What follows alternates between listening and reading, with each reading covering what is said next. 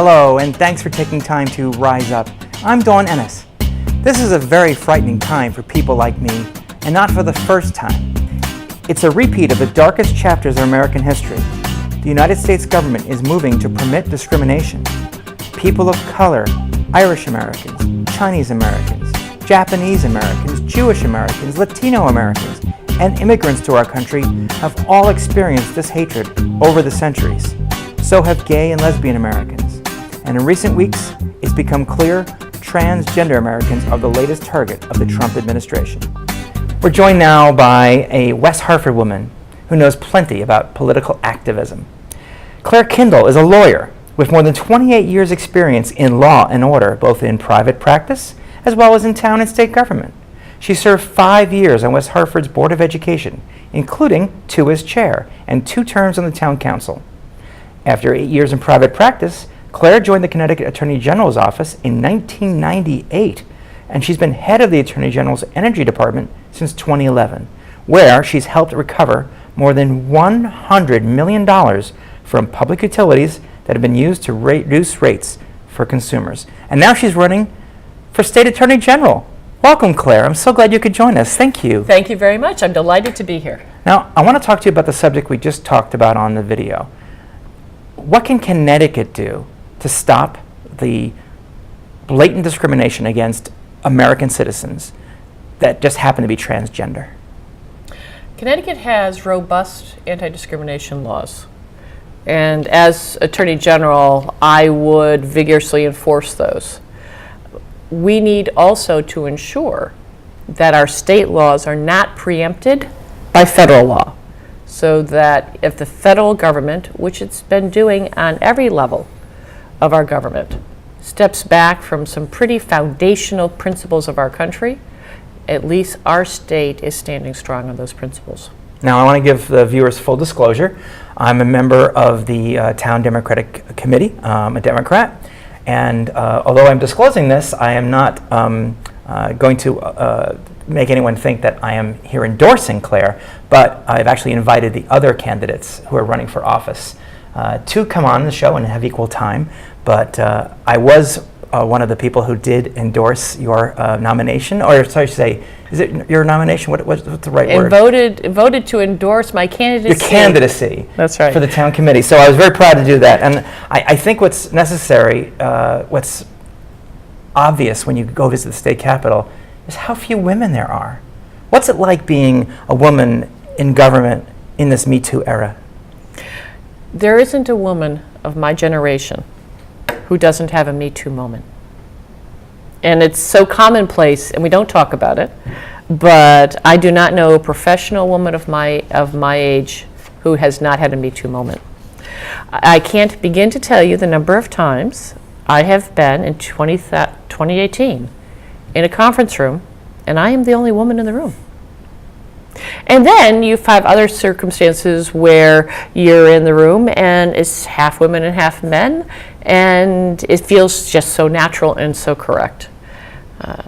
I find with the Attorney General's role, if elected, I would be the first woman elected as Attorney General. We have had a woman elected to every other statewide office, but not to the Attorney General's office. We've had a woman governor, lieutenant governor, secretary of state, comptroller, treasurer, but never an attorney general. We had a woman who served as attorney general. I was going to ask you, there was a woman who did serve before you. Clare Nardi-Riddle. She was excellent, very highly regarded, but she was appointed to fill out the remainder of Joe Lieberman's term with the express. He was running for vice president. No, at the time he had just been elected senator. Oh, okay, well, even further back then. Yes, much further back. But she was appointed with the express understanding that she not run. So if elected, I would be the first woman elected. That's quite a statement. There are also, of the 50 states, every state has their own attorney general, only 9 are women. Out of 50. Out of 50. Now, let's explain what this job is, because I think people hear Attorney General, and if they are following the news, they know it's Jeff Sessions as far as the federal government. Are you running to be Jeff Sessions of Connecticut? I'm running to be Clare Kindall of Connecticut. Good. I have trouble even forming those words in my mouth. But tell us what the Attorney General does, and you've served in that office for quite some time, so you should have some familiarity. Just a smidge. I was hired by Richard Blumenthal, who was Attorney General for 24 years. And I also was George Jepson, who's the current Attorney General. I've worked with him for the past 7 years. I was also his statewide campaign manager.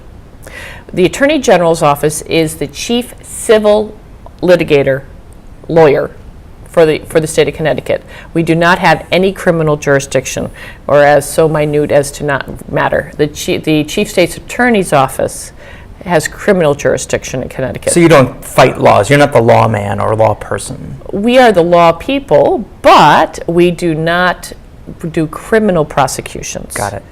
And criminal law and civil law really are two very different things. There's a rhythm to criminal law.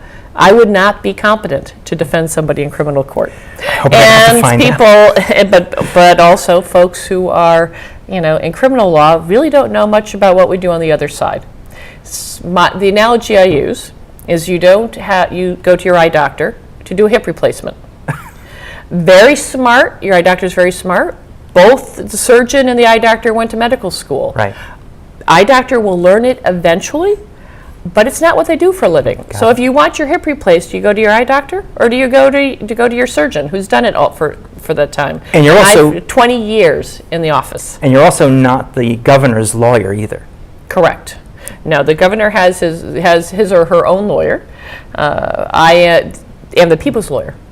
I represent the people of the state of Connecticut and the state's interests in all matters of civil litigation.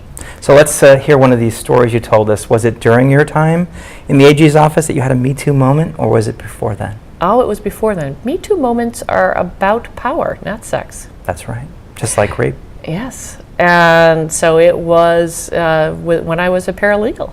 Wow. I, grew up in Waterbury and did not have, never met a lawyer.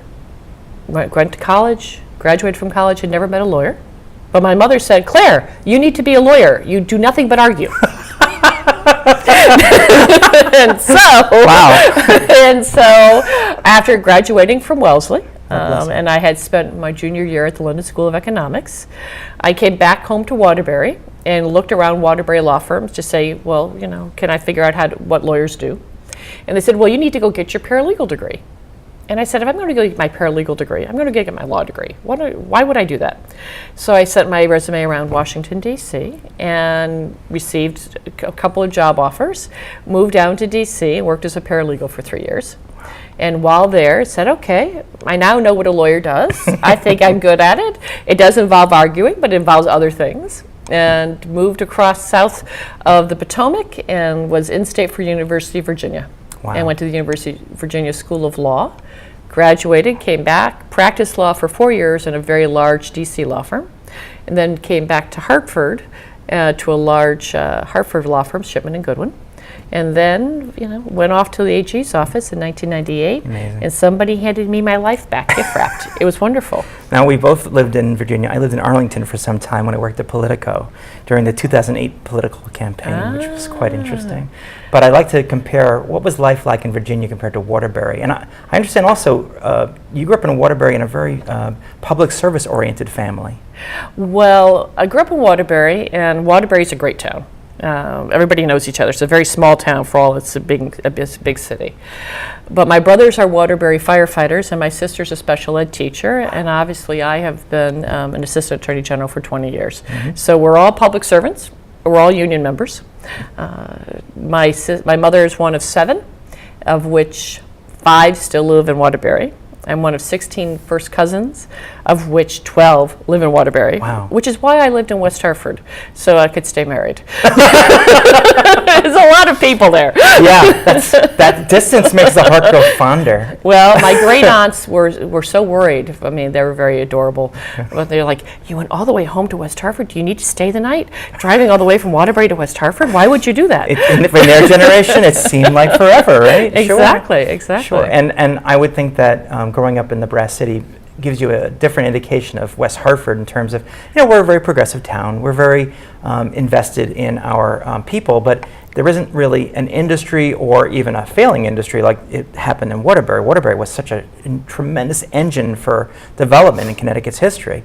What can the Attorney General do in terms of business? Because I think a lot of people worry about their taxes, they worry about how much money they're spending, how much money the government takes from them, and for me especially, who's protecting my rights? What does the Attorney General do in those regards? You asked 16 questions in that. This is part one of our 16-part show. Sorry about that. And that's quite all right. You're very talented. You can handle it. I figure we can make it through. The Attorney General, well, for one thing, Carville has it right. It's about the economy, stupid. It's all about the economy. People want to know that they're going to have economic security. The Attorney General can do quite a bit for that. For example, something as simple as net neutrality.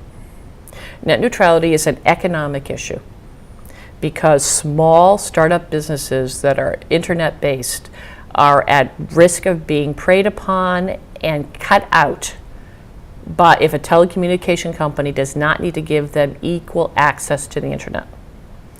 So in order to grow businesses and to grow the next wave of businesses, particularly since all of our future businesses are likely to be internet-based, having open access to the internet is critical. The Attorney General currently has signed on to a federal lawsuit to take an appeal from the Federal Communications Commission's appeal, really very wrong-headed decision on that issue. It's a very conservative-run administration right now, so they are doing things to, in their eyes, foster business and remove regulation. I don't know that's really fostering business. I think monopoly has always been a problem, and the ability to use monopoly power to crush out any opposition has always been a problem. And you fear that if net neutrality is not preserved, that my internet speed might not be as fast or as accessible to the open free internet as someone who pays more or is a more favored client of a provider. Is that right? Correct. But also there's nothing to stop the internet companies from closing it down for content. Wow. So we are already in an era where the tax code is being used as a weapon to punish your political opponents. I mean, the elimination of the state and local income tax is the first time, I think, in our history where the tax code has been used to punish blue states and to benefit red states. What is to stop a telecommunication company from saying, if you are left-leaning, you get slow speeds. If you are right-leaning, you get high speeds. Or reverse it. I don't care. If you're left-leaning, you get the fast internet, and if you're right-leaning, you get the slow internet. That way lies tyranny. That if you are allowing let's face it, Fox is almost a propaganda Almost? Yes. Okay, I'm being polite. Almost. I'm running for office. Yeah, I understand that. and you want all the votes. I understand that. But let's just shift over to another aspect of money, because I mentioned earlier in my introduction that you've helped people get money back in their accounts from public utilities. How did that work out? The Office of the Attorney General represents both the Public Utility Regulatory Authority, which is the state agency that regulates utilities, electricity, water, telecommunication. It affects natural gas, affects every household in the state. The Federal Energy Regulatory Commission imposes a fair number of costs on Connecticut utility payers. To pay for transmission lines, to pay for a regional ISO New England. And we were able to, before the federal government, get those rates reduced. And when you're speaking of every person in Connecticut, every household in Connecticut, even a small reduction in those costs has a major impact for Connecticut ratepayers. So we were able to, in some cases, the money was taken and reduced it eliminated an increase that would have happened, and others, it reduced the rates that happened for people's utilities bills. Now, as far as politics goes, when you run this fall on the ballot, your name will not be alone. There'll be other people running for office, including someone running to replace Dan Malloy. Yes, that's correct. How does that work in terms of you having to hew your beliefs and your policies and your politics toward other candidates. Are you aligned with anyone right now, or is there someone that you'll have to align yourself with? How does that work? Because it seems like a trade bargain that you have to basically, well, I'll give you this if you keep this. There will be no bargains, and there don't need to be. In many ways, there's really a great time to be in politics. I was elected 4 times in West Hartford, and I am incredibly grateful to the town of West Hartford for it. But there was a sense of running that, okay, yes, things are fine, people are running, this is nice. No one's asleep right now. No one is complacent. Going around all over the state, people are engaged, they're excited, they're angry, they're worried, but they're there. And we have a wide variety of candidates for Attorney General. Some of them who are outside the government. Correct, and a wide variety of candidates for Treasurer. We even have 3 candidates for Secretary of State, and I think we have 6 or 8 or 9 candidates for Governor. At this point, we're all in the pool. Well, actually, double that, because you have the Republicans running for office as well. And well, and then that's just on the Democratic side. Yes, of course. And so both the Democrats and the Republicans were going to go to convention, and there will be a primary in August. And we need people to go and vote in August when you'd rather be at the beach. And from that process, the voters will speak about who they want on their ballot. So it's not as though I can say, listen, to a gubernatorial candidate, if you support me, I'll support you and we'll be on the ballot. No, the voters are going to decide that. And so there will be at least 3 and probably 4 AG candidates on the ballot. There will be at least 3 and probably 4 treasurer candidates. There will be at least 4 and maybe 6 gubernatorial candidates. That the voters will decide how they're going to pick who they're going to do. Now, there's certain common, by being a Democrat or being a Republican, there are common planks of a platform that we support and our values. But it is I think it will be an easy. It's going to be a fun time. It's a fun time to be in politics. It's a fun time to be stepping forward. But we don't have to worry about my colleagues. I just need to worry about the voters. But I am worried because I look at the field of candidates and I see, there's a woman, not a lot of women. Not a lot of women. Is this because, you tell me, why don't we have equal representation as women in our government? Women and men are different. Newsflash! You heard it here first, folks. No, I'm aware, I think most people are, but is it pervasive sexism? Is it that we're supposed to be at home taking care of kiddos? Or is it more that people just don't see women as equals? And I see people, I mean women and men, because 51% of white women in America voted for Donald Trump. Right. And I can't put this all on the men. I imagine there's something in a group think that says, well, I don't know if I should vote for a woman. I wonder how that makes you feel. I think it's not so much the vote as much as the stepping forward. Now, clearly we have the extreme stereotypes of women. Yes. Sort of like, oh, she's nice, she's mean, And Stormy Daniels in between. Right, exactly. Women, we don't step forward, typically, unless we're invited. You speak to many women politicians, and you'll find somewhere at the beginning somebody said, will you do this? Mm-hmm. That invitation was made. And right or wrong, men aren't so necessarily needing an invitation from somebody else to step forward. There's a little bit more of I'll just do this.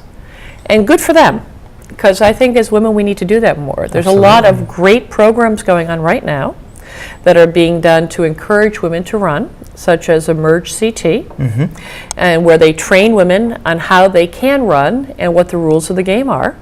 And those are the kinds of programs we need so that people can say, yes, I can run. Well, tell us how you rose up. That's what our show is about political activism, about not sitting at home and yelling at the internet or the TV, but doing something. How did you do it, and what do you recommend people do so they can be like you, be like Clare? Oh, man. I don't know if we want to wish that on them. Thank you. What I would say is I was invited. I ran George Jepson's statewide campaign. I received a call from him saying I'm not going to run for re-election. 15 minutes later, a friend of mine called and said, so are you running? 15 minutes. And I said, I hadn't thought about it. I said, why wouldn't I? Exactly. Why wouldn't I? I am the most experienced candidate out there with political experience and the time, temperament, judgment, and leadership ability to do it. But women, we need that kind of assurances that, yes, we have checked all the boxes, and therefore, you just trust yourself and go forward. And you also have to fundraise, which is the dark side of politics in America today, not just Connecticut. Is that a challenge for you? The clean election system for the state is a marvelous thing, and without it, I could not run. So with that makes all the difference in the world. It turns fundraising on its head. Rather than having a few people write very large checks, you have a wide variety of people write a relatively modest amount. So www.clarekindall.com. We'll have it right here on the screen. It's right here, and we'll also link to it on my website, lifeafterdawn.com. Because I need about 1,000 people to write me checks of $100 or less, or donate online, and the state pays the rest of the money, and we never have to talk about money again. It is a wonderful thing for democracy. Why the hell isn't this happening nationwide? Why is this limited to Connecticut? It's a state program. It sounds like it's logical, which I guess is why it's not happening across America. As we close, I'd really like to know, what message do you have for the voters about why vote for you? I mean, it all comes down to this.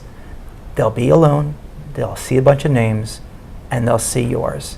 What do you want them to think when they see Clare Kindall on the ballot? That I am the most experienced candidate. I know the job. I've been doing it for 20 years. I have the endorsement of over 50 of my colleagues in the office. They know that I have the temperament, the leadership ability, and the judgment to be your next Attorney General. And in many ways, I am the anti-Trump. I am a progressive, pro-choice, professional woman running for the job in which I am an expert at. And if you entrust me as your next Attorney General, I will always defend you and your family. Could you support a Republican governor? Remember, I was hired under Richard Blumenthal, who always was with a Republican That's governor. True. Governor Rowland, Right. Governor Rowell. Well, exactly. So the job is to defend the people of Connecticut and the laws of the state of Connecticut. And the governor would be as bound by those laws as I would be. So, yes, absolutely. It's one of the things I actually love about West Hartford. I have neighbors that are like the model UN. I have Asian, Orthodox Jewish, Irish, like us, people of all walks of life. And believe it or not, there were Trump flags and signs on some of our neighbors' lawns because there are Republicans here. It's not all blue. Correct. I've never known a time where people are so divisive. Is there something that you can look into your crystal ball and say, here's how we fix that? Well, I'd be running for I think I'd be running for Pope, not AG. Yes, God bless. But that said, I would say that what the election in November 2016 revealed is that there is a great schism in our country between people who feel they have been part of the American dream and people who feel the American dream has been snatched from them. I think we need to address that hurt and that division in order to unify. We are all Americans, and we have a great country, and we're a country of laws, not of personality TV shows. We need to ensure that the foundations of our democracy stay strong and that we pull together as Americans, because that's a pretty beautiful thing. Fantastic. Great meeting you, Clare. Thank you very much, I look Don. forward to seeing you along the campaign trail. Indeed. And I want to introduce you and all of our viewers now to someone else who's rising up. It's our special correspondent, and each month we have someone tell us a little bit about themselves and how they are rising up. This month, we're meeting a friend of mine. She's a native New Yorker, she lives on Long Island, and she's studying for her degree in social work. And what she is, as a daughter of Holocaust victims, she is someone who uses that pain and that experience to help others. And I really am very proud to introduce Gabrielle to you. Hi, Dawn. I'm Gabrielle Speer, Dawn's special correspondent for Rise Up with Dawn this month. Today, I want to talk to you about the definition of bravery and also about building bridges through diversity. I think it's really important to expand the definition of bravery. Typically, we look at people that are brave, as firefighters, police officers, people in the military, people that take action in dangerous situations, and EMTs, and many other types of situations such as that. I think that people who are their authentic self and open out in the world are very brave people. Being yourself in a world that's having a hard time with that is really being a very brave person. People, especially people that come out at work and live their authentic life, should also be a group of people that should see as being brave. In a perfect world, we should be able to leave our politics, our personal views, our family values, and our political views, as well as our sexual orientation, our gender identity, all at the door when we go to work.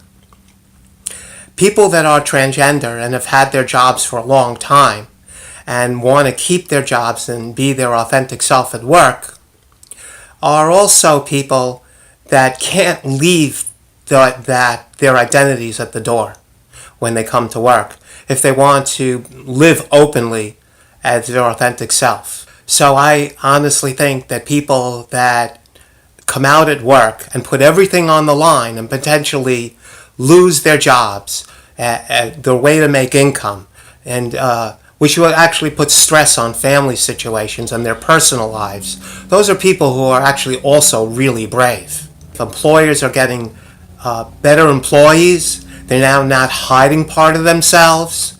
They are able to give their full attention to the jobs that they're doing. They are also don't lose any of the experiences they have. So in the case of a male to female transgender employee, the life experiences that they have will be able to be brought with them into their new role. We can use those experiences, because we did have privilege in the past, to be able to raise the glass ceiling and help people in the corporate world. To me, people who are living their authentic life in every part of their life and being open even at their place of work are really brave people. And I think it would really be wonderful if the world started to see people that way. So thank you, Dawn, for giving this opportunity to me to be your special correspondent. And back to you, Dawn. Thanks. And if you'd like to contribute a special correspondent report, get details here at lifeafterdawn.com. Like, share, and subscribe us on YouTube, and you'll also find all the information you might want to find out about today's guests, about today's topics, at our website. I'm Dawn Ennis. Thanks for joining us, and please remember, come on, rise up.